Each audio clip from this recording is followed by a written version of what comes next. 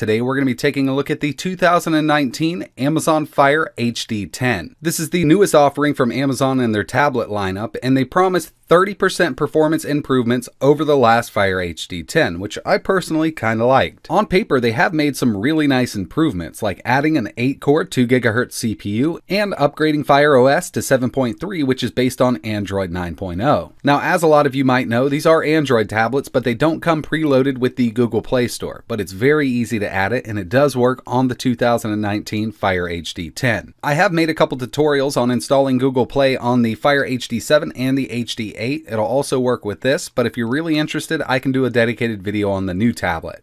So inside of the box, you're obviously going to receive the tablet itself, your wall charger, and our USB Type-C cable. That's right, they have added USB Type-C to this unit here. It's only for charging. It will not work with HDMI out, but they have included a 9-watt wall charger. So taking a look around the tablet, on the very top we have our power button, our USB Type-C for charging in sync, a pinhole microphone, our headphone jack, and our volume rocker. Over on the right hand side we do have an SD card slot, and this is good up to a 512 gigabyte card. This tablet also contains dual stereo speakers, and it also does Dolby Atmos right out of the box, and it sounds really good. When comparing this to the 2017 version of the HD Fire 10, it's the exact same size, it's the exact same thickness, we just have more powerful internals. As specs go, it's pretty good for a $150 tablet. For the CPU, we have the MediaTek 8183. This is an octa-core CPU, 4 A53 cores at 2 GHz, and 4 A73 cores at 2 GHz. The GPU is the Mali G72 MP3. This is a tri-core GPU up to 850 MHz. And it does support Vulkan, and luckily it is baked into the operating system. Unfortunately, they haven't added any more RAM in this variant. We still get 2 gigs, and I believe it's running LPDDR4, but don't quote me on that. It looks like it is from the benchmarks I've ran and things like that. For the display, we have a 10.1-inch 1920 by 1200. The display looks great. The DPI isn't the highest at 224, but the price really reflects that. There are 2 storage variants of the HD10. 32 and 64 gigabyte, but they both have a microSD card slot, and that's good up to 512 gigabytes. 802.11 dual band AC Wi-Fi, Bluetooth 4.2, a 4700 mAh battery, and they claim up to 12 hours of battery life. And finally, the operating system. It's running Fire OS 7.3, and this is based on Android 9.0. So the first thing I always like to do with these new devices is run some benchmarks, and I really want to compare this to the older 2017 version of the HD10 to see if we're really getting that 30% increase in performance. So the first benchmark I ran was Geekbench 4. On the left-hand side, we have the new model. On the right-hand side, we have the older 2017 model. The single-core score on the 2019 was 1383, multi-core 5137.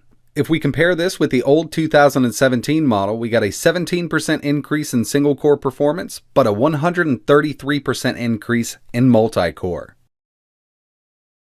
Moving over to the GPU side of things using 3D Mark Slingshot Extreme. Now, like I mentioned, the new model does support Vulkan, so I was able to run the Vulkan test here. OpenGL 3.1, 1151. On the old model, 478. So we also have a really nice GPU performance bump.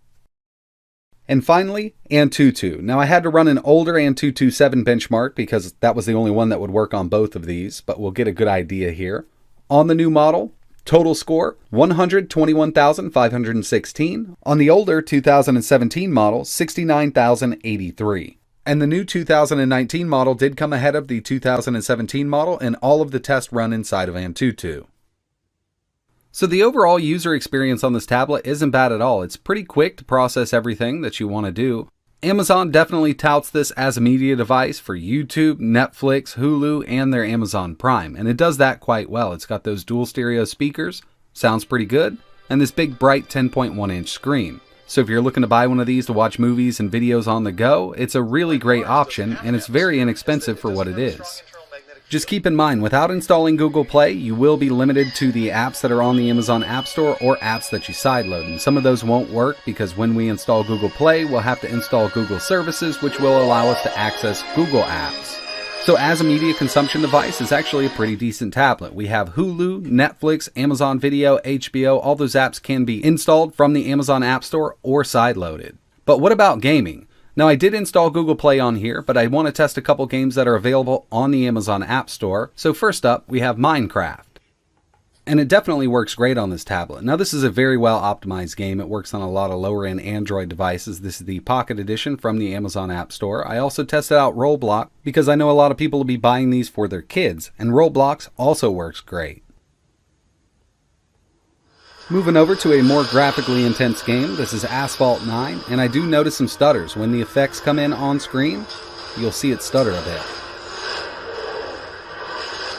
And sometimes it's kind of bad, especially when you hit that nitrous. So there will be issues with a few higher end games. Since I have Google Play installed on this, I figured I'd go ahead and install Call of Duty Mobile and PUBG. I really wanted to see if we could run these on here. And to my surprise, on the lowest graphics setting with Call of Duty Mobile and the highest frame rate, it actually runs quite well. Now I definitely need to get used to using this bigger screen. I've been playing this on my phone with a much smaller screen. Got to reach those fingers out. But it does work. And performance is much better than I thought it would be. Can't believe I just did that.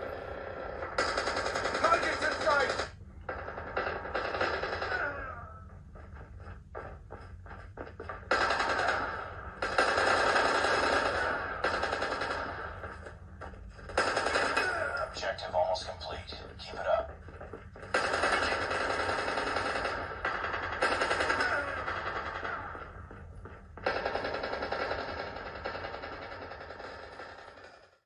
So naturally, since Call of Duty Mobile's working, I figured I'd go ahead and test out PUBG. I have it set to the lowest graphical setting, but the highest frame rate. And I know we're not getting 60 here, but I wanted to see how far we could push it.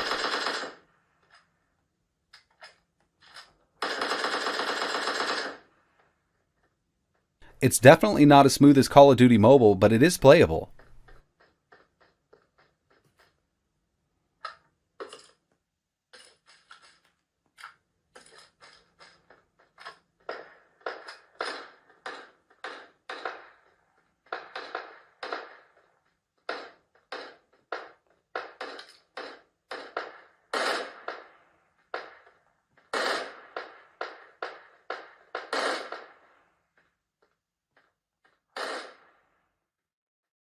It's time for my favorite part, emulation. We're going to be testing out some Dreamcast and PSP. For Dreamcast, we're using the Redream emulator. I am upscaled to 1280 by 960. Unfortunately, this GPU does not support OpenGL ES 3.2, but that's totally fine. A lot of these emulators don't use it anyway.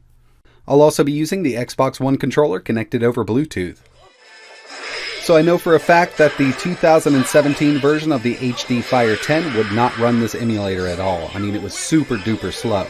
Here, we're getting full speed emulation with upscaling, which is pretty awesome. This is the original Soul Calibur and happens to be the best version for Dreamcast.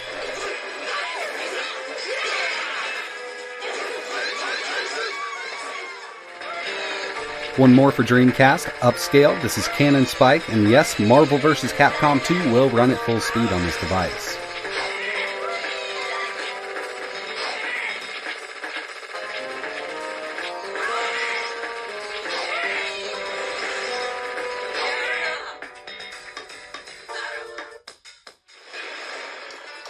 PSP also works great with a lot of different games. I'm at 2x resolution. This is Tekken 6. Unfortunately, higher end games for PSP or harder to emulate games won't run well on this, like God of War Chains of Olympus, Killzone, or Midnight Club Dub Edition.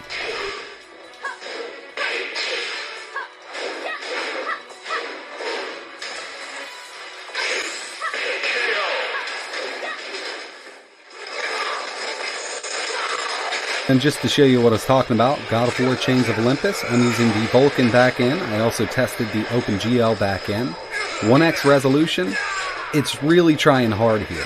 It is at 60, but there's a lot of frame dip, especially when there's lots of effects on screen.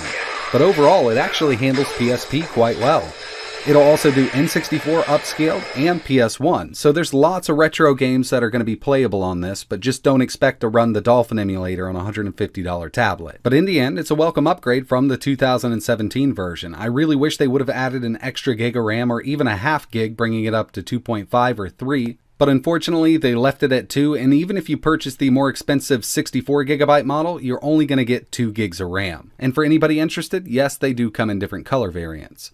So that's pretty much it for this video, guys. I really appreciate you watching. It's a decent tablet for the price, but keep in mind you're still pretty much buying a low-end tablet. Unless you want to spend a lot of money on an iPad or a Samsung tablet, I think this is one of the best options at this price point. If you're interested in picking one up, I will leave links in the description. I really appreciate you guys watching. If there's anything else you want to see running on this tablet, or if you have any questions, just let me know in the comments below.